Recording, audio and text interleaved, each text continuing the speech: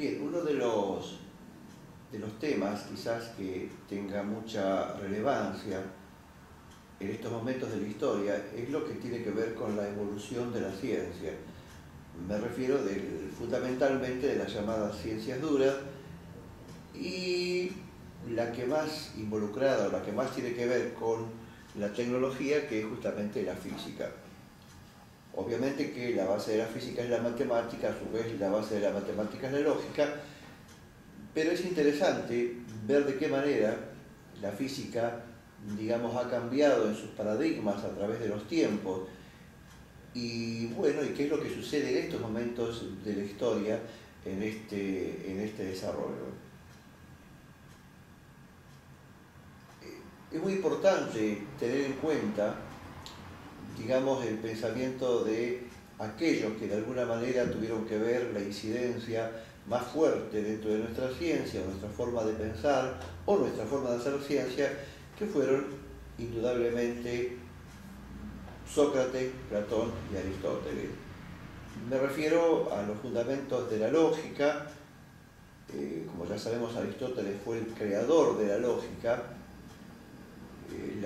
de los silogismos, es decir, una primera lógica que estaba basada en 64, digamos, esquemas o 64 cuadros de esquemas lógicos basados en silogismos y que a través de los tiempos fue, digamos, aumentando, creciendo este manejo de la lógica, pasando por varias etapas en donde la lógica se asoció a las matemáticas, se asoció al lenguaje y incluso y fundamentalmente a los problemas que iban surgiendo dentro de la física y los problemas más graves que surgieron en los últimos 100 años, que tienen que ver con los problemas sobre las interpretaciones de la llamada mecánica cuántica. Bien, la física en sus comienzos, en algunos casos se menciona, por ejemplo, Arquímedes, pero Arquímedes hizo muy poco en física. Es interesante ver que lo único que hizo él dentro de la física tiene que ver con la estática y con la hidrostática, pero de alguna manera la estática y la hidrostática están, digamos, relacionados con esta forma que es inherente al pensamiento griego. Recordar que la palabra osium significa algo así como una especie de meditación o contemplación. El pensamiento de los griegos y su forma de proceder frente a la realidad está fuertemente sustentada por el pensamiento, pero, digamos, no hay una interacción con la realidad, porque Aristóteles pensaba que el filósofo, el pensador, el estudioso, el hombre de ciencias tenía que resolver todo, o mejor dicho, estaba en condiciones de resolver todo con su mente, con su inteligencia. Y claro está que esto de alguna manera está relacionado con el pensamiento de los griegos, o sea, para Platón, es decir, de alguna manera Dios nos había dado a nosotros, digamos, la oportunidad de entender su plan y su designio en la construcción de este universo, que es un universo de características aparentemente geométricas. Esta idea, digamos, que nace prácticamente con el pensamiento griego, se mantiene durante mucho tiempo y llega a ser incluso la idea fundamental en el trabajo de Galileo Galilei. Si bien él, de alguna manera, introduce, digamos, la interacción con la realidad cuando él dice es necesario observar la realidad, es necesario experimentar para obtener leyes y, bueno, efectuar las mediciones correspondientes y después efectuar las leyes y las predicciones. Pero claro está que hay una palabra que es clave en el pensamiento de Galileo y que de alguna manera se opone al pensamiento griego, y la palabra es experiencia.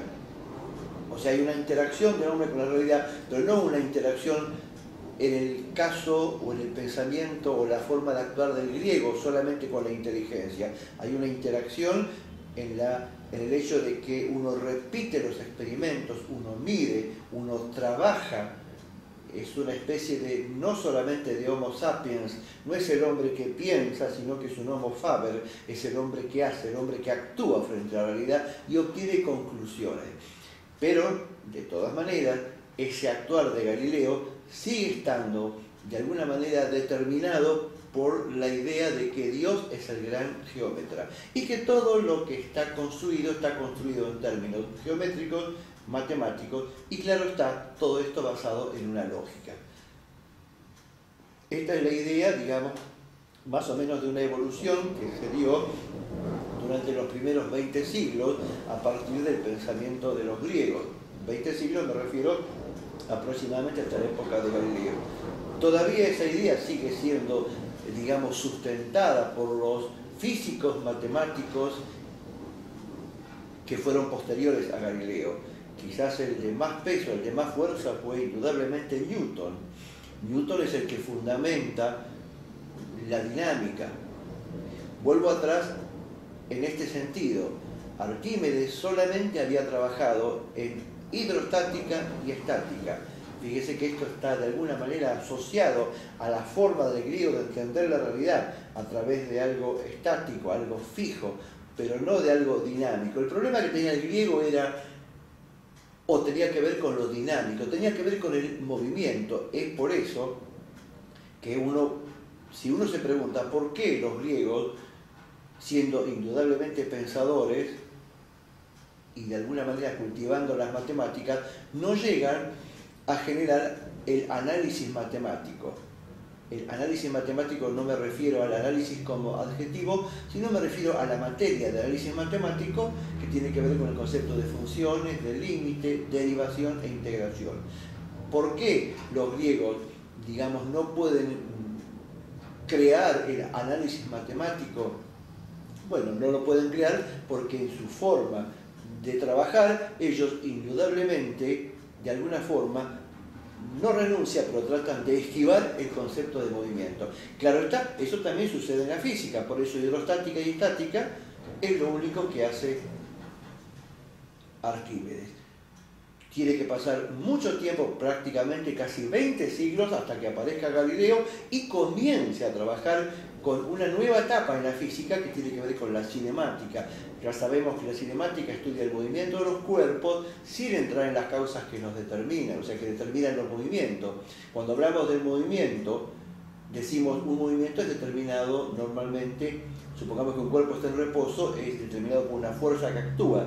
Cuando una fuerza actúa cambiando, digamos, las circunstancias del movimiento, que aparecen las tres leyes de Newton, bueno, esto tiene que ver con la dinámica. Pero la dinámica todavía no es el leitmotiv del trabajo de Galileo.